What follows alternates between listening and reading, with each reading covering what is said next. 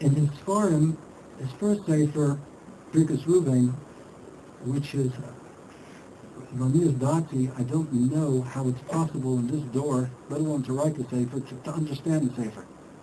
If you live in this world, the way the world is today, I don't know how it's possible to be involved enough in learning to understand some shtickle Torah that he has.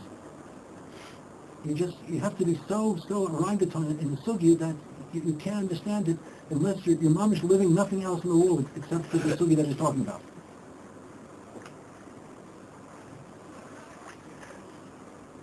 From the second sefer on in the back, there's something has to do with a parsha or Divrei Agoda. He told me that Rabbi Sternstein said that to publish, even though it definitely was, I'm sure, L'Shem Shemayim, the best Kabbalist, Kovitz Ma'amorim, Rabbi Sternstein says was a bizoyin to Rabbi Sternstein. His question was bizoyin. What is he talking about? I have to understand the world he was living in. That's why I'm mentioning this. Because it doesn't make sense to question, because we're living in a different world, a different planet, a different universe that he lived in. He was orangutan in a Gemara. That was his whole life. The Toras was his whole life. He told me sometimes one Toras he could keep in his mind to figure it out. It could take him 3 months to understand one Toras. I know one of his main times out of the Beit Moshe was in the car. He was speaking and learning in the car. And I learned from him that one of the best times to learn is when you're in the car, especially when you're by yourself. You're on a bus by yourself. One of the best times to learn is nothing in the world that can disturb you.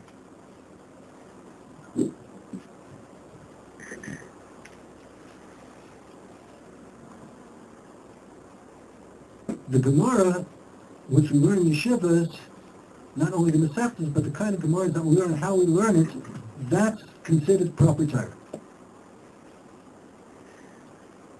Not Chas v'Shalom that Agoda is not Torah, but that's not what you're proud of. That's not what your main life is. There are Chagav also the Gemara from Agoda, so you go to Agoda also, and you go over the Parsha, but that's not the Ikar of Torah. To make a sefer of that, Rabbi Chonon's words was, it was a bizoyin. It would have been a bizoyin for him. That was, he told me, Rabbi Chonon told me many times, a bizoyin. He gave Rabbi Chonon the notes. That's how Rabbi Chonon, because he forgot, made a couple of Toras. He was a big expert in Yevamos. Even a young boy, he knew Yevamos inside out, backwards. When he was a chayes, he was also a very big guy with David Rappaport.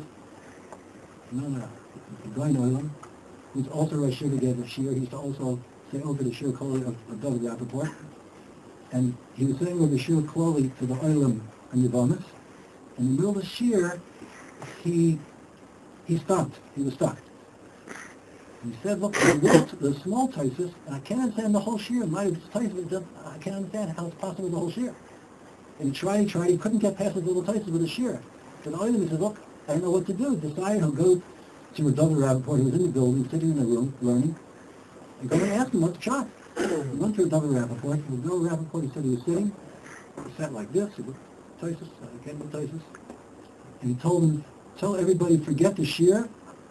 I forgot this Toras, the whole shir is a mistake. Why I'm telling you the especially is the Shver Zatzal was a kanoi for Emes. I had occasions where he wrote something in the sefer, and he wrote Hashem Yorah Einai. I remember spending a lot of time in the Sugya. Once it had to do with Hilchos Tshuva, and I spent, remember, all the time I had Rosh Hashanah on this little kasha. It wasn't a little kasha.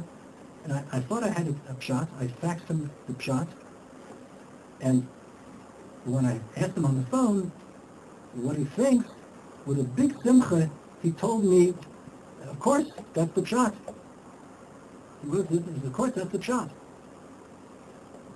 You can't imagine the simcha that he had.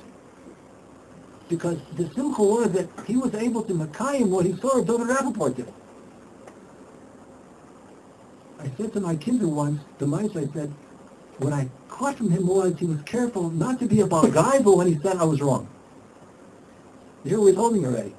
He was careful in his midas that by him he was so proud of saying he's wrong, because by him there's a rapport, a going on says he's wrong, that he controlled himself. I saw that he worked on Yonov. He shouldn't feel about guy, but to say that he's wrong. You know, people feel the other way around, they say they're wrong, but by him to say he's wrong was like such a pride. Whoa, the David Rappaport, say you're wrong. Come out to the and say you're wrong. When you read, you heard Mises, his wording was always, they have to be controlled. Because there's such a tendency to exaggerate and not always to be 100% accurate.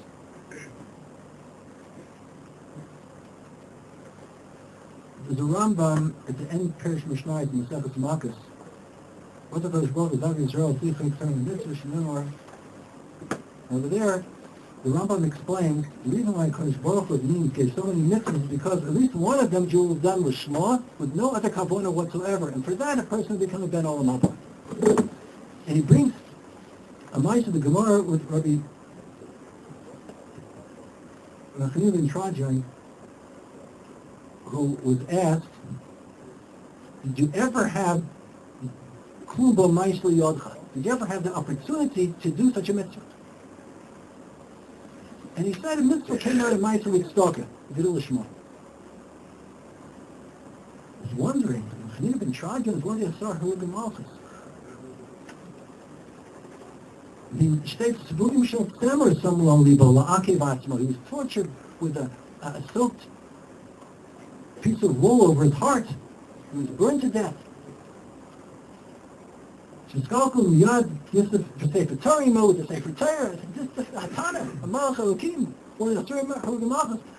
mice, it's not he did the shmoy. Of course, it's not the mice, it's the similar dover. That it came out from him, such a mice, that that was a symbol of what sort of yid he was. Of course, both obviously gives an opportunity. I can't tell you what the opportunity was, but I can just tell you the following mice. During the war, he went Shabbos, he saved a life. There's no time to tell you the whole mice. He was one of the bochum who was missing. For a while, they didn't know what happened to him. He was in jail.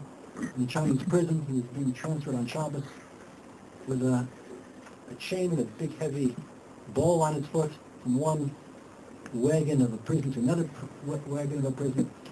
And he said that a couple of days he'll be dead because he came from a very fancy-ish kind of background of a hotel in Zurich, the Leitner, and he couldn't take the filth of the prison. It was killing him. So he went on Shabbos, I got to Maisa, he got the chaplain of the army, he went to the Jeep with him to make sure that this chaplain, he found out later, was a Reform minister. He never heard of it at the time. He found out afterwards, the person was a Reform minister. That's why he didn't want to help him. He wasn't keeping Shabbos. He thought Shluch Nefesh is still Shabbos, but he was a Reform minister. So he was in the Jeep to make sure that he got him out. He saved his life.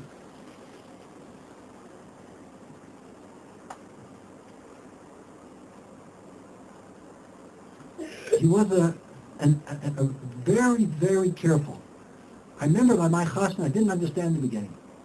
He told me a few times, the goyish manager of the bank is coming to the chasna. A few times, couldn't understand how. Goyin oilam, mamish nigdoli ador, and he's telling me about a goyish, a bank manager. So, in years, I understood. Tzadikim amonam chavivu and yosim negufim, yishas gezel. He used to always say over B'Shalom Salanter, he used to serve people a glass of tea.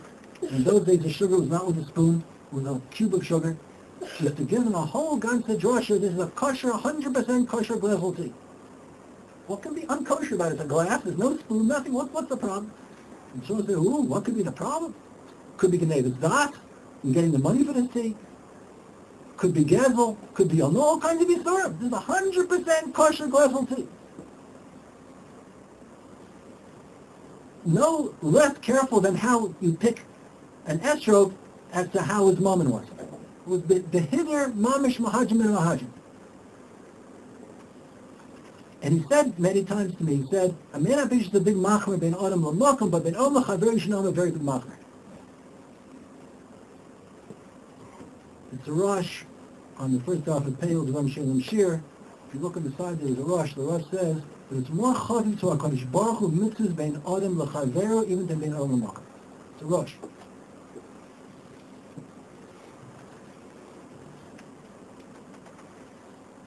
He internalized not only the derech halimit of his Gedalim that he had been supposed to learn with, but the kind of people that they were.